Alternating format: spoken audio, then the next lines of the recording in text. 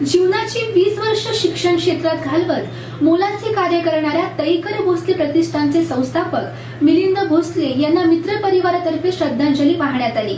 यावेळी उपस्थितांनी भोसले सरांच्या आठवणींना उजाळा देत श्रद्धांजली वाहिली। तईकर भोसले प्रतिष्ठानचे संस्थापक मिलिंद भोसले यांना श्रद्धांजली वाहण्यासाठी सावंतवाडीतील श्रीराम वाचन मंदिर येथे शोकसभेचे आयोजन करण्यात आले होते। माणगाव येथील रहिवासी असणारे मिलिंद भोसले यांनी आपल्या जीवनाची 20 वर्ष शिक्षण क्षेत्रात घालवली। यामध्ये त्यांनी विविध मुलांना घडवण्याचं मोलाचं काम केलं। शिक्षण क्षेत्रापुरती त्यांनी आपलं काम मर्यादित न ठेवता सामाजिक क्षेत्र आणि सहकार क्षेत्रात त्यांचं योगदान होतं। अशा या व्यक्तिमत्वाला आम्ही कधीही विसरू शकणार नाही, असं त्यांच्या विद्यार्थ्यांनी सांगत त्यांच्या आठवणींना उजाळा दिला। यावेळी शिक्षक विठ्ठल कदम, भरत गावडे, अण्णा केसरकर, वीबी नाईक, डॉक्टर संजना ओटवणेकर, सौ परब, केदार म्हस्कर, विनायक गवस आदी उपस्थित होते।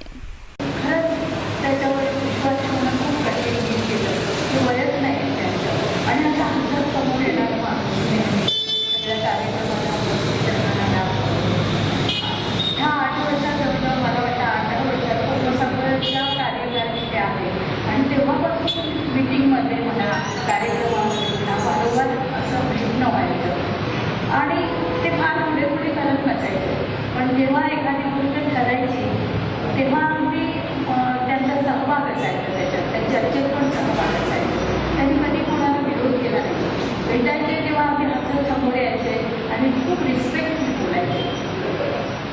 असं म्हणून जाणं हे खरं तर आम्हाला स्वीकारणं कठीण जात आहे। मला कल्पना करत नाही की त्यांच्या बायकोला, त्यांच्या मुलांना हे कसं शक्य होणार आहे।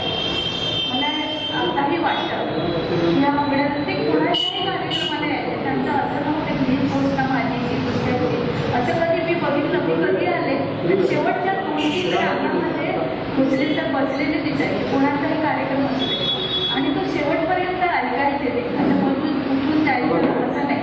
आणि शेवटी संपल्यानंतर येऊन स्वतःच्या प्रतिक्रिया पण व्यक्त करायच्या आणि कार्यक्रम करणाऱ्याला एक त्याचं कौतुक करणं, गुणग्राहकता त्यांच्याप्रती मला असंही वाटतं। म्हणजे ते गेले ह्या गोष्टीवर आपला अजूनही विश्वास बसत नाही। वाटतं आता समोरच्या दरवाज्यात गोष्टीच गेली, मागच्याच्या रांगेत बसतो आणि विचारते कसली सभा, त्यांना आपल्याला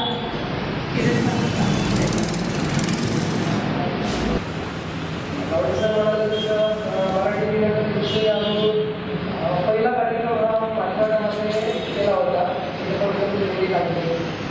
त्याच्यानंतर आणि आपण केली हायस्कूल असेल, आपला पत्रकार संघ असेल आणि आमचं भोसले कविता प्रतिष्ठान त्याच्या माध्यमातून आम्ही आर्थिक पण मोठा प्रमाणात कार्यक्रम केलेला। सर तिथे होते, पत्रकार संघ होते आणि आम्ही सर्वच सहभागी होतो। त्याच्यानंतर एक कार्यक्रम 3 वेळा आम्ही केला। तोच कार्यक्रम होता देशभक्ती खड्डापासून ते तालुका स्कूलपर्यंत आम्ही कार्यक्रम केला होता आणि तो कार्यक्रम आमचा शेवटचा ठरला सरांनी। त्याच्याबद्दल सांगण्यासारखं भरपूर काही आहे, पण शब्दही सुचत नाही। आखेरकर म्हणाले तुम्हाला एक आठवण सांगावी लागते। गेल्या वर्षी 14 मार्च 2017ला विद्यामंत्रीचा प्रभारी मुख्याध्यापक त्यामध्ये निवडून केली। आम्ही गळवार बसायचो, भोसले कट्टा मार्केटिंग सगळे जसं आम्ही विद्यार्थ्यांना बोलायचो, आमच्या गप्पा चालायच्या सगळे सहकार्य करायचे।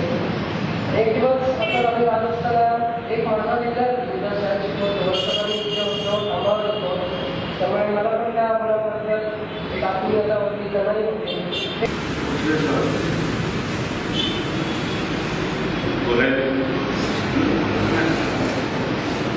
सर्व माध्यमांमध्ये चांगल्या कार्यक्रमाला सज्ज द्यायचो।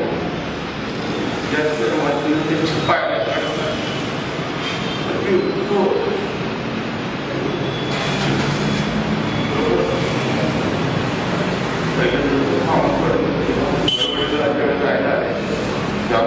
पुढे सवय नाही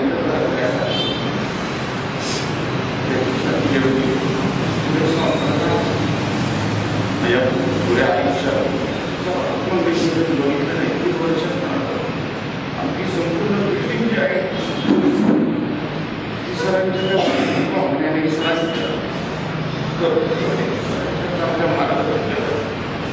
एकदम वेगळं.